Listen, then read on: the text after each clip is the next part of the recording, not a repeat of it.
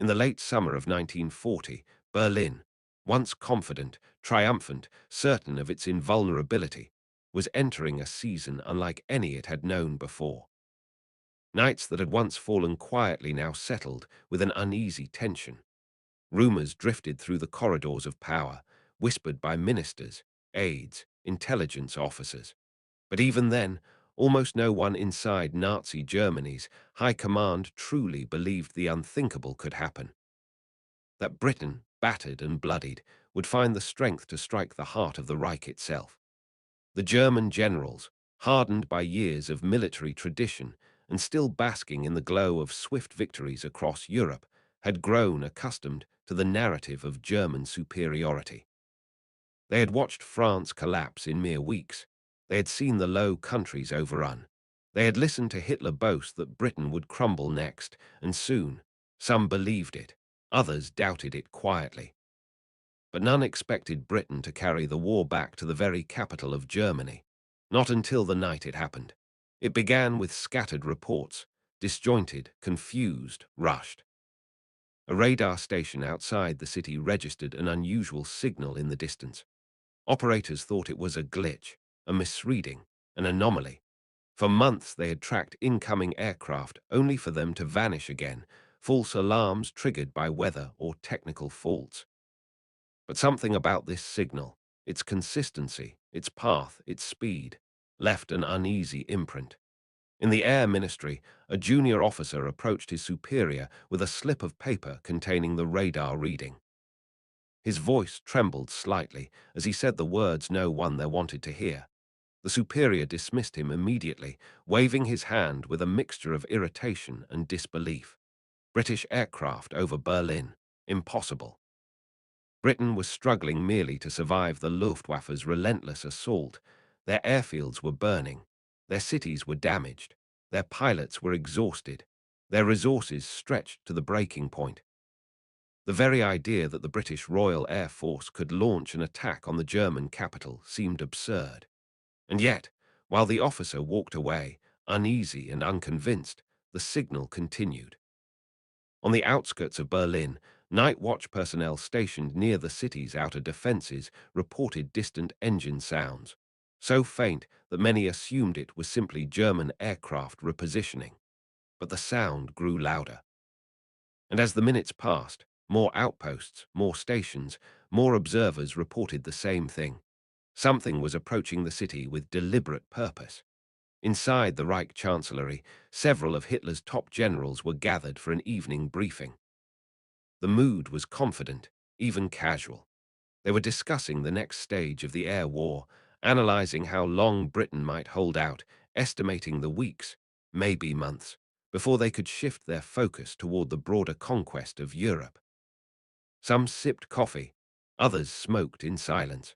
A few scribbled notes on folders marked secret, detailing assessments of British industrial capacity, population morale, and the strain being placed upon their pilots.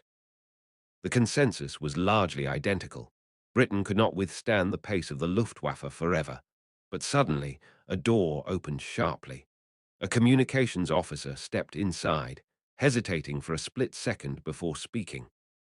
He announced that Berlin's air defenses had reported unidentified aircraft approaching the city.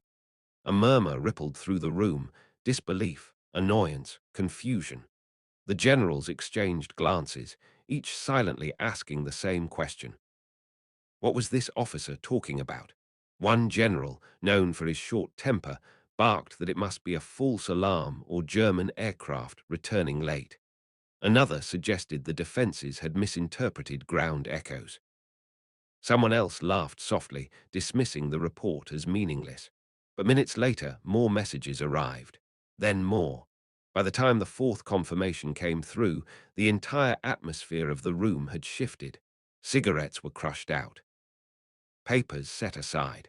Conversations halted. The generals leaned forward, listening as the communications officer relayed the latest transmission. The words carried a weight that none of them could ignore. Several aircraft, likely British, were inbound toward Berlin. At first, even then, denial clung stubbornly to the room. One general insisted it must be reconnaissance only. Another argued it had to be a navigational error. The idea that British bombers could fly hundreds of miles through German defenses across the North Sea and into the very heart of Berlin seemed strategically impossible, unthinkable. But outside, in the dark sky over the capital, the truth was already unfolding. The first British aircraft broke through the cloud cover, flying low enough that some Berlin residents on the outskirts caught a faint glint of metal against the moonlit sky. The sound of engines, distant but unmistakable, rolled across the rooftops. A few pedestrians out late at night stopped in their tracks. Somewhere, a dog began barking. Somewhere else, a family at their kitchen window stared upward, unsure of what they were seeing. And then, at exactly 11:02 p.m., the first German air raid siren sounded. The wail cut through the night, sharp and haunting. It echoed down streets, bounced between buildings, and ripped through the calm that Berlin had taken for granted. Lights flickered. Windows opened. People leaned out in confusion, fear, or disbelief. Many had grown accustomed to distant warnings meant for industrial sites far from the capital. But this was different. This was aimed at them. Inside the command center, the generals froze. The officer reading the reports swallowed hard before continuing. British bombers had entered Berlin's airspace. Anti-aircraft batteries were being activated. Searchlights were sweeping the sky. Gun crews were scrambling to their positions. The unimaginable was happening. One general, his voice unusually strained, whispered, "This cannot be." Another, gripping the edge of the table, demanded clarification. Were they absolutely certain the aircraft were British? The officer nodded. Yes. Without question. The formation, direction, altitude, and timing matched what intelligence had long insisted Britain could never achieve. The generals stared at one another, the reality settling upon them like a cold weight. The capital of the Reich, Berlin itself, was being bombed. For a moment, disbelief held them still. Then the room erupted into frantic motion. Some generals demanded immediate contact with the Luftwaffe command. Others shouted for updated positions of the incoming planes.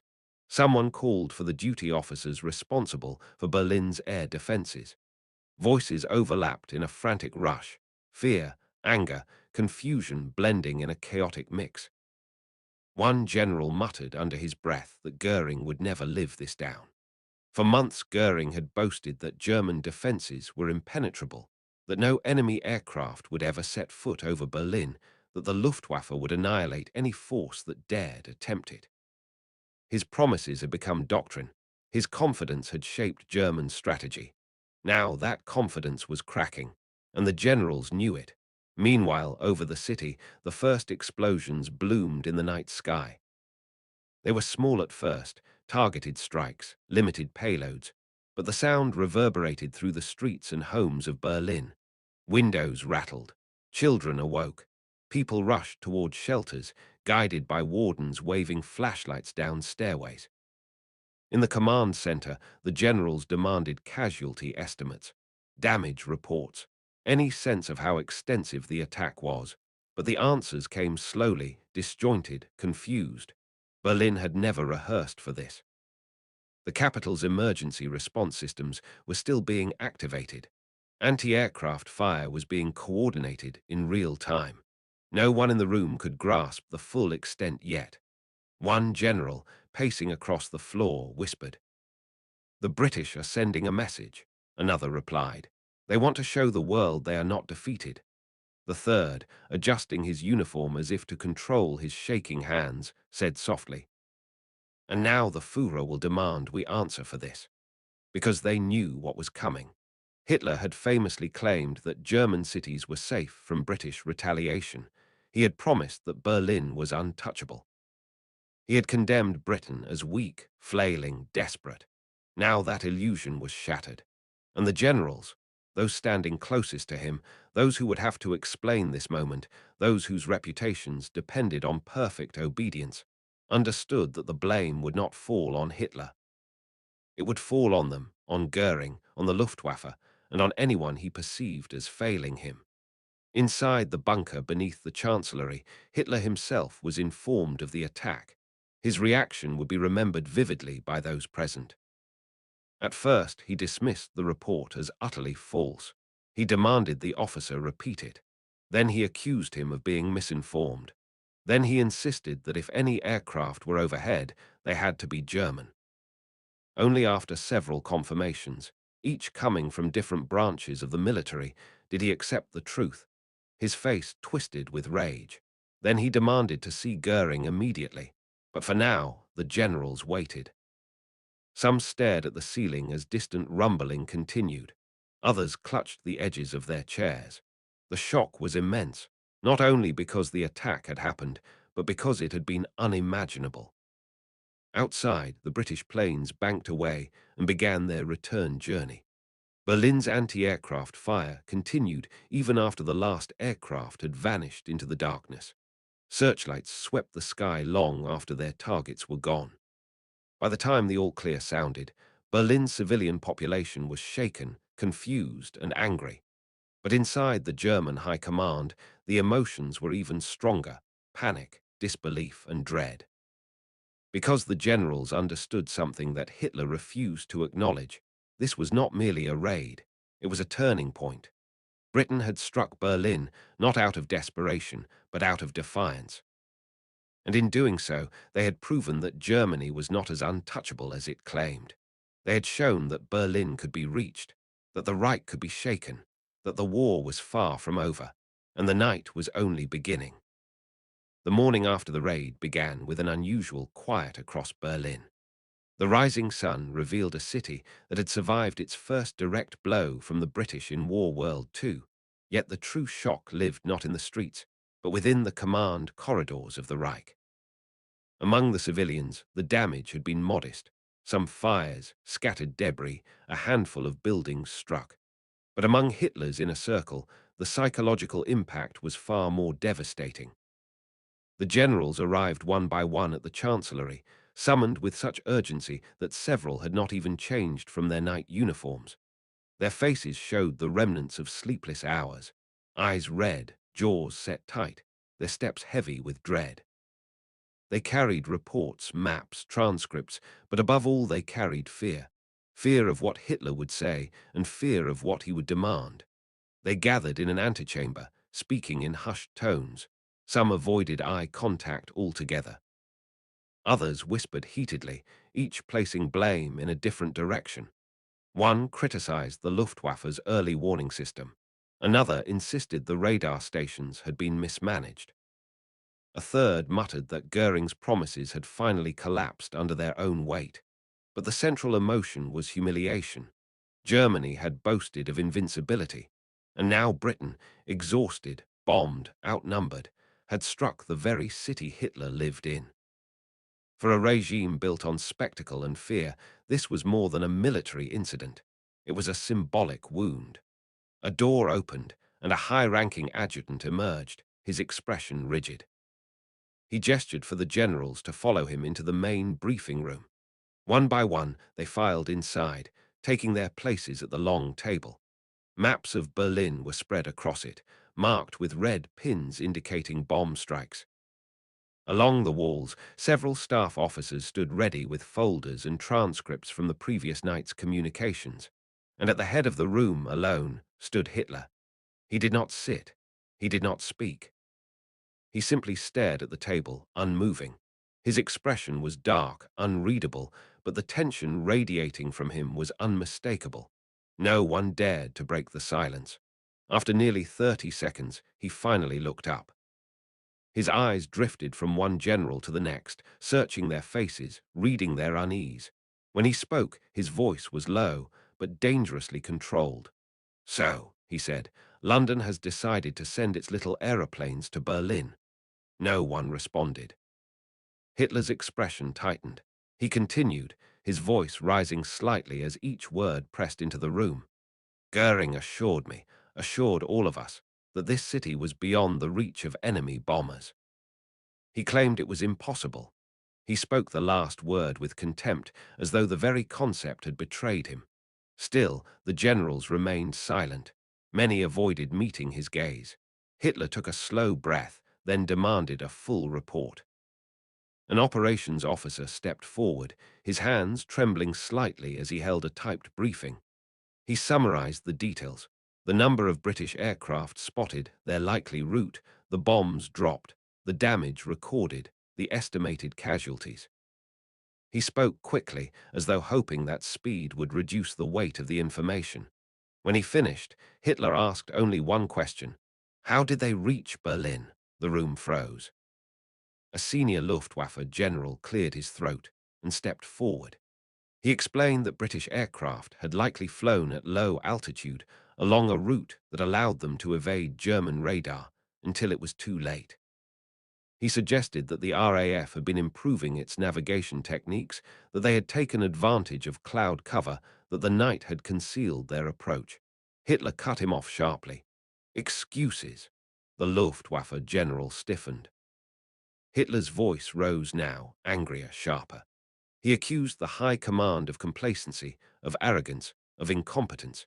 He demanded to know why no defensive adaptations had been made, why the Luftwaffe had not anticipated such a bold move, why the capital of the Reich had been left vulnerable. Several generals exchanged uneasy glances, but none dared to speak. At last, one general, the oldest among them, known for his calm but cautious demeanor, stepped forward. He said that the British attack was likely intended as a morale gesture, not a strategic strike. He suggested that Britain was trying to show courage to its own people, to demonstrate resilience. Hitler stared at him, expression frozen. A gesture, he repeated. They bomb the capital of the Reich, and you call it a gesture? The general bowed his head slightly and retreated. Hitler stepped closer to the table, gripping its edge with both hands. If Britain wants terror, he said slowly, then we will show them terror. The generals felt a collective chill. They knew what he meant. For months, the Luftwaffe had been attacking military and industrial targets across Britain. Strategic bombing had been the focus, not civilian destruction. But now Hitler wanted to shift the strategy. Now he wanted revenge. He continued, voice hardening with each sentence. If they dare to touch Berlin, he said, then we will burn London. We will reduce their cities to rubble. We will crush their spirit. The generals did not respond. Silence filled the room once again. Then Hitler turned his attention to Goering. But Goering was not present. The Reichsmarschall had avoided appearing that morning, sending word that he was traveling from the Luftwaffe's command headquarters. But the generals suspected the real reason. Goering, who had bragged endlessly about the Luftwaffe's strength, who had guaranteed Berlin's safety, who had promised Hitler that air superiority was absolute, did not want to face him. When Hitler realized Goering was not there, his voice dropped to a dangerous whisper. He has failed me, he said. The generals knew what that meant. When Hitler felt betrayed, he looked for someone to punish. He abruptly ordered the Luftwaffe's command staff to be summoned immediately. He demanded a full restructuring of Berlin's air defenses. He ordered increased production of anti-aircraft guns. He demanded emergency evaluations of radar stations. He wanted new fighter patrols around the capital, new night fighter strategies, new response systems. But beneath all the orders, one sentiment pulsed underneath: fear. Because despite the fiery speeches, despite the rage, Hitler knew what the generals knew. The British raid had exposed a weakness. It had revealed that Germany's air defenses were not impenetrable.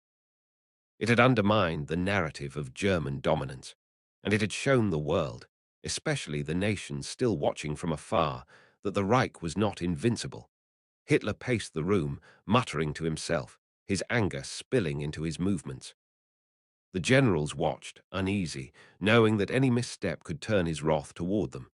Several stood perfectly still, hands behind their backs, faces stiff, even as sweat gathered along their temples.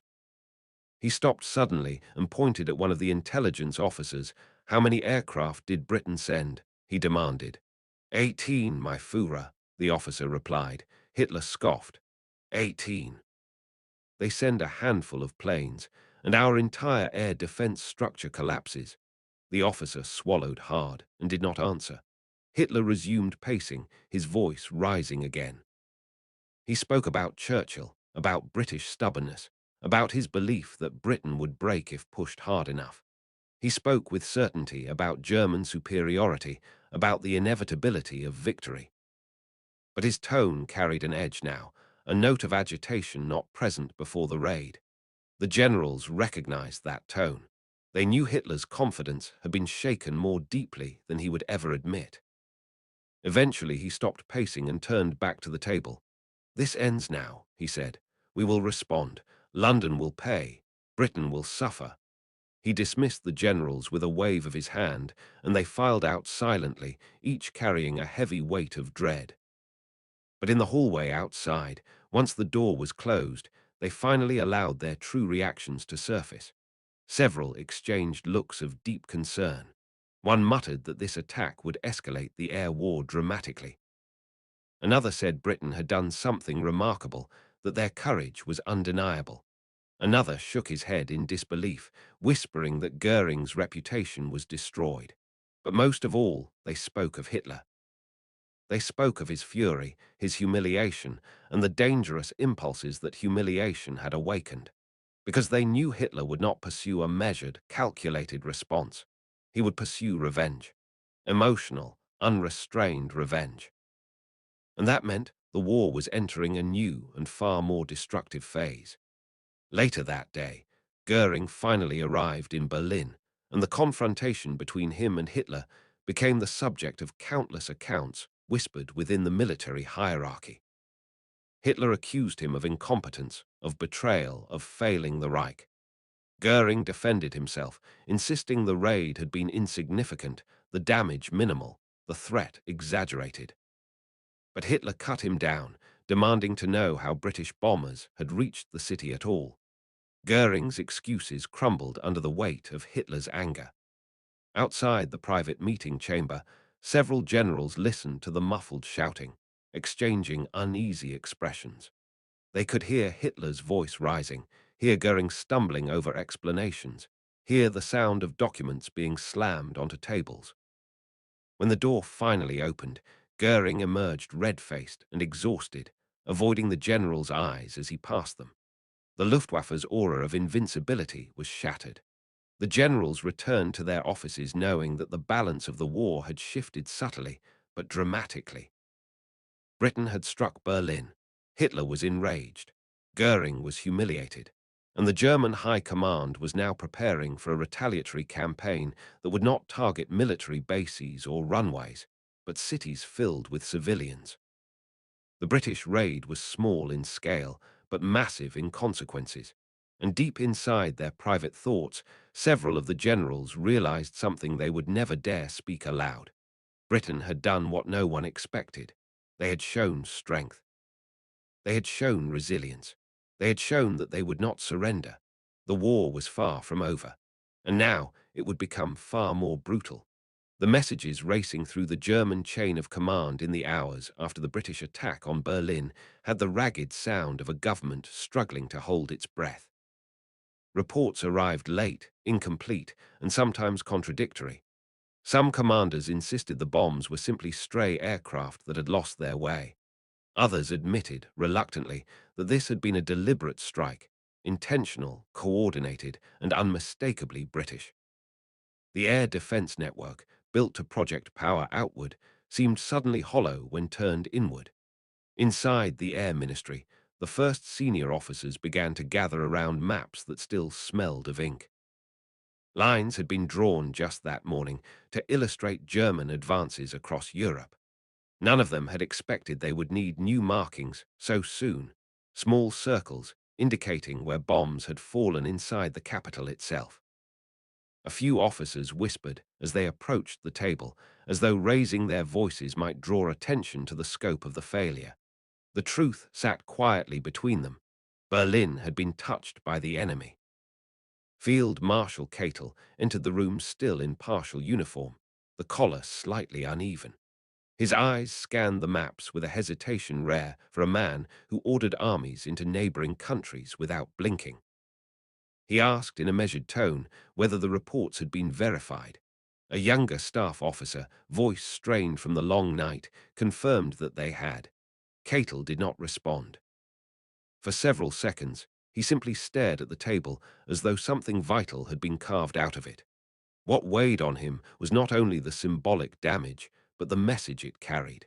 The British had been outmatched on land and in the air. Their island had been squeezed by a blockade, their cities hammered by bombers. The German High Command believed they were on the brink of forcing submission. Yet here, on this map, was proof that the British had not lost their nerve. The Reich's confidence, so carefully sustained, was suddenly porous.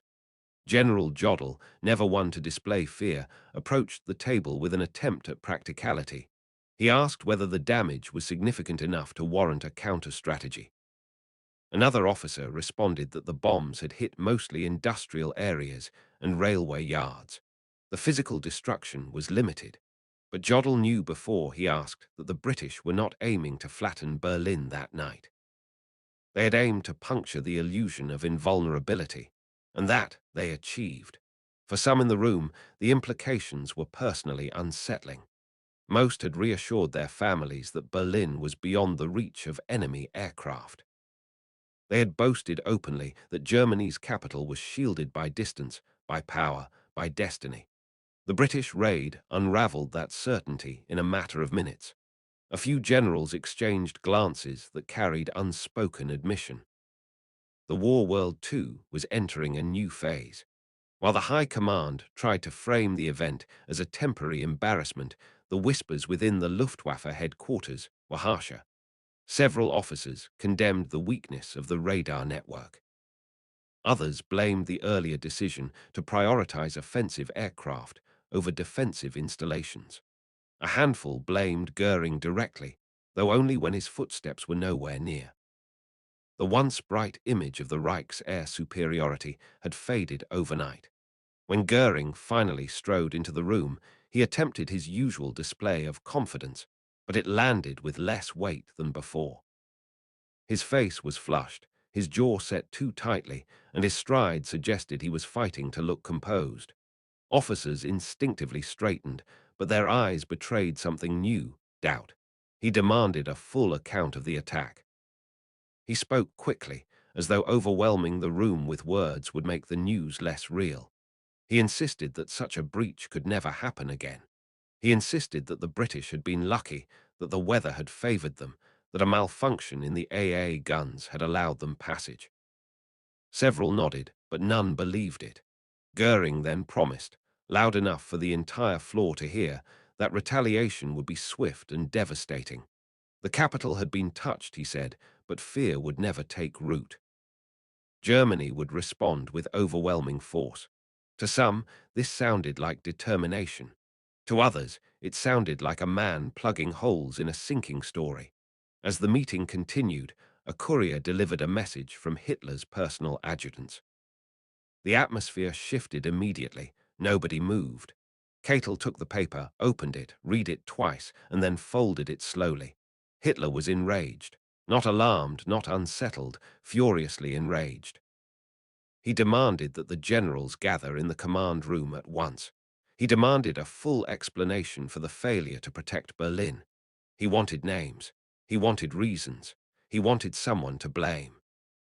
Catel cleared his throat and announced that the Führer insisted the enemy's audacity must be destroyed. The officers felt the temperature in the room drop. When Hitler called a meeting in anger, the repercussions often echoed for weeks. The group filed into the conference room where Hitler waited. His expression was unreadable at first, too rigid, too still. Then, as the officers took their places around the table, the storm finally broke. He slammed his fist on the table with such force that a glass trembled and rolled onto its side. He shouted that he had been assured, repeatedly, that Berlin was untouchable. He shouted that he had been misled about the capabilities of the British. He shouted that every last security measure must be reinforced immediately. The generals stood motionless, absorbing each blow of his words. Some looked to the floor. Others stared ahead, deliberately expressionless. None dared interrupt. Then Hitler demanded the details. How many planes? What route? What altitude? Who failed to intercept them? Why had the radar network not warned them sooner? Why had the anti-aircraft batteries performed so poorly? The officers responded carefully, each phrase selected with precision. They explained the weather conditions. They explained gaps in the radar coverage. They explained the miscommunication between units. But each explanation dissolved under the weight of his fury. Finally, Hitler ordered a complete reorganization of the air defense system around Berlin.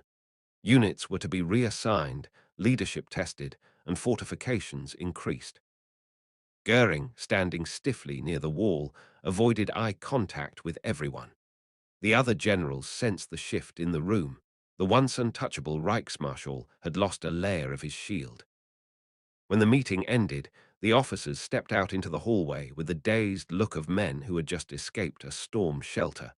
Some walked in silence. Others whispered about the repercussions. One general muttered that the British raid would be remembered not for the damage it caused, but for the internal fracture it revealed. As they dispersed, one message lingered in the air, shared quietly among those who understood the gravity of the situation. If the British could reach Berlin once, they could reach it again. And if they could reach it again, then the war world too would no longer be fought on distant maps.